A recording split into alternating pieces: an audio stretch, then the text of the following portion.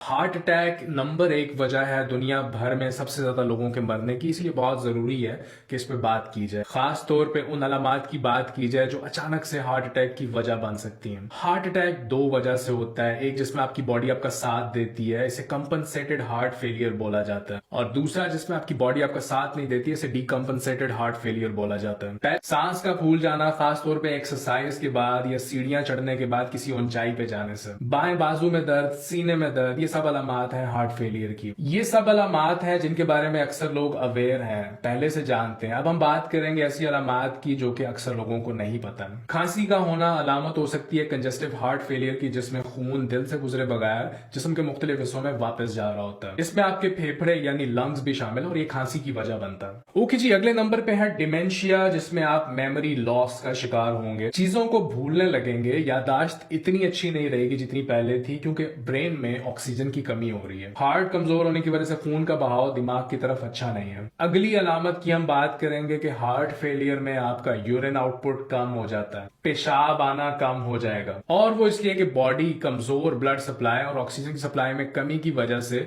पानी को रोक के रखेगी। आपकी बॉडी पानी और सोडियम को बाहर नहीं निकलने देगी, जिसकी वजह से यूरिन आउटपुट कम हो जाएगा, कम पेशाब आएगा। एक और वजह की बात करेंगे कि आपको सोते वक्त लेटे हुए सांस लेने में दुश्वारी होगी, लेकिन जैसे ही आप उठ के बैठेंगे, खड़े हो जाएंगे, तो ये सही हो जाएगा। ये हार्ट कमजोर होने की एक निशानी हो सकती है। अब इनके हल की तरफ आते हैं कि अगर आप रात में क्वालिटी स्लीप नहीं ले पा रहे तो दोपहर में कुछ टाइम के लिए सो लें। आपकी नींद पूरी होगी तो तभी आपका हार्ट सही रहेगा, और अगर आप नींद पूरी नहीं ले पा रहे तो आप फेलियर के रिस्क पे, हार्ट फेलियर के रिस्क पे हैं। तो वो लोग जो अपने काम की वजह से रात में 4 से 5 घंटे की नींद ले पाते हैं, उन्हें दोपहर में सो लेना चाहिए। आपकी नींद का मयार यानी क्वालिटी ऑफ स्लीप जितनी बेहतर होगी, उतना ही आपका हार्ट सेहतमंद रहेगा, आप लंबी जिंदगी जी पाएंगे। नींद का पूरा होना बहुत जरूरी है। रिफाइंड ग्रेन्स, छने हुए आटे की चीजें खाना, मैदे से बनी हुई चीजें खाना, पास्ता, सीरियल्स, ब्रेड से दूर रहें। होल ग्रेन आटे का इस्तेमाल करें कि आपके विटामिन लेवल्स को सही रखता है, स्पेशली विटामिन ई। इन सब चीजों का इस्तेमाल और इनमें मौजूद चीनी का इस्तेमाल इन्फ्लेमेशन की वजह बनता है,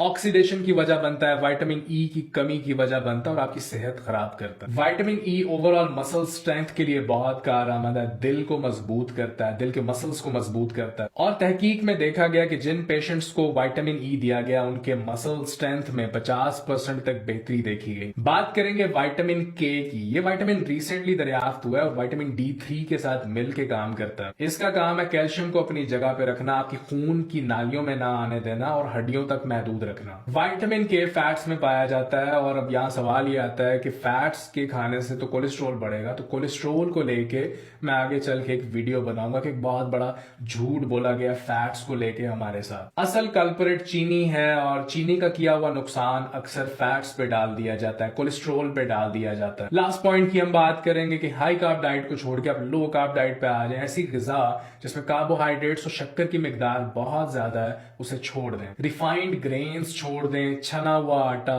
मैदा खाना छोड़ दें। नेक्स्ट वीडियो कोलेस्ट्रॉल पे होगी। चैनल पे आने का शुक्रिया, अपना ख्याल रखिए, अल्लाह हाफिज।